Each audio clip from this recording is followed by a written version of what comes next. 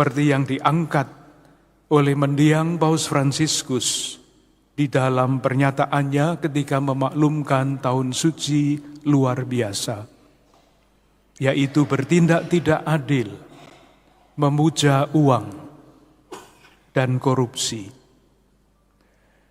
Mengenai ketidakadilan, Paus Fransiskus menyatakan, saya kutip, di dalam dunia dewasa ini, betapa banyak luka yang ditanggung oleh orang-orang yang tidak mempunyai suara, karena teriakan mereka diredam dan dibenamkan oleh sikap acuh tak acuh orang-orang yang berkuasa.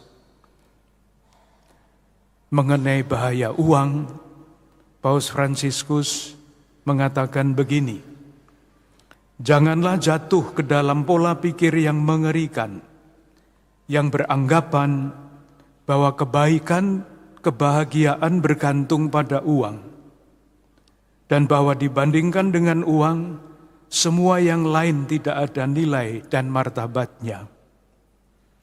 Kekerasan yang ditimpakan kepada orang lain demi menumpuk kekayaan yang berlumuran darah tidak akan mampu membuat seorang pun tetap berkuasa dan tidak mati. Mengenai korupsi dengan hati yang pedih, Paus Fransiskus menulis begini, luka-luka bernanah akibat korupsi merupakan dosa berat yang berteriak keras ke surga untuk mendapatkan pembalasan. Karena luka itu merongrong dasar-dasar kehidupan pribadi dan masyarakat. Korupsi membuat kita tidak mampu melihat masa depan dengan penuh harapan. Karena keserakahan yang lalim itu menghancurkan harapan-harapan kaum lemah dan menginjak-injak orang yang paling miskin di antara kaum miskin.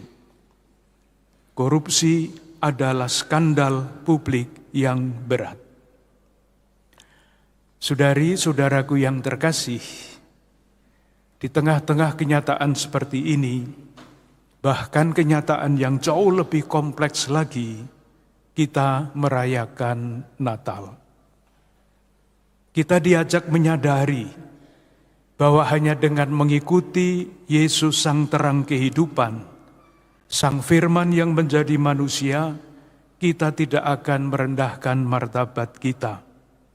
Kita tidak akan berjalan di dalam kegelapan. Sebaliknya dengan berjalan di dalam terang, kita akan semakin menyerupai Dia dalam kemuliaan yang semakin besar. Artinya, menjadi anak-anak Allah yang bermartabat, tidak membiarkan moralitas hidup kita luntur, merosot, atau bahkan hilang.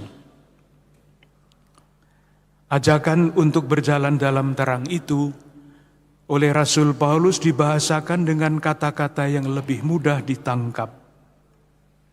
Kepada Titus, surat yang dibacakan dalam perayaan Ekaristi malam Natal tadi malam, ia menulis begini, Yesus telah menyerahkan dirinya bagi kita untuk membebaskan kita dari segala kejahatan dan untuk menguduskan bagi dirinya suatu umat miliknya sendiri yang rajin berbuat baik. Rajin berbuat baik itulah yang dapat kita lihat dan saksikan dalam berbagai macam sikap dan tindakan nyata. Ketika saudari-saudara kita mengalami bencana, seperti yang terjadi di beberapa daerah di tanah air kita ini, muncullah berbagai macam gerakan bela rasa yang dijalankan dengan tulus tanpa pamrih apapun.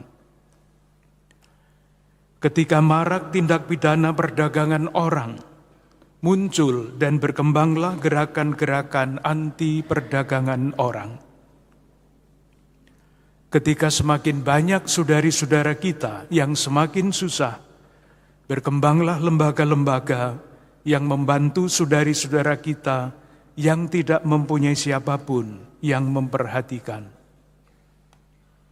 Dan ketika kehidupan bersama menjadi semakin tidak baik dan tidak ada yang mau bersuara, tampil pribadi-pribadi yang karena cintanya kepada Tuhan dan tanah air berbicara demi kebaikan bersama. Semoga dengan merayakan Natal ini, kita semua terdorong untuk semakin rajin mencari jalan-jalan baru untuk berbuat baik.